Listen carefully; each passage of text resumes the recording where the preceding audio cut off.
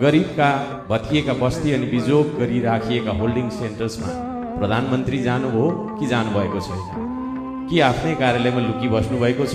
हामी उत्तर चाहन्छौँ। सरकारले आफै विधि थिति मिचेर अध्यादेश ल्यायो। लोकतन्त्रको याद दिलाउनु पर्ने भयो। नागरिक सर्वोच्चतालाई संसदको सर्वोच्चताले स्थापित गर्दछ। संसद छल्नु भनेको जनमत नमान्नु हो, लोकतन्त्र नमान्नु हो। विधि र थिति बसाउन किन सकेन यो सरकारले? सरकार आफैले लोकतन्त्रलाई किन कमजोर बनाउने दिशामा गयो? सरकार चलाउनेलाई अब अङ्कगणित समेत सिकाउनु पर्ने बाध्यता आयो। सामान्य हिसाब समेत सिकाउनु पर्ने बाध्यता आयो। संवैधानिक परिषद सम्बन्धमा 6 सङ्ख्यामा 3 कसरी बहुमत भयो? चौथो वरियतालाई पहिलो देख्ने सरकारलाई 4 पहिले आउँछ कि 1 पहिले आउँछ भनेर सिकाउनु पर्ने भयो।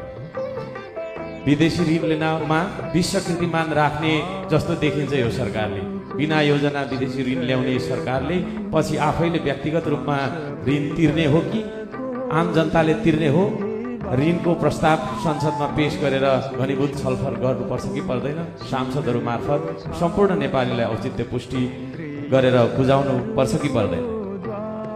बजेट बनाउँदा प्रतिपक्षी दलहरूसँग छलफल गर्नुपर्छ कि पर्दैन? कि एकलौटी स्वेच्छाचारी बनेर बजेट ल्याउने हो? के यो सरकार र सरकारमा बस्नेहरूको गोजीको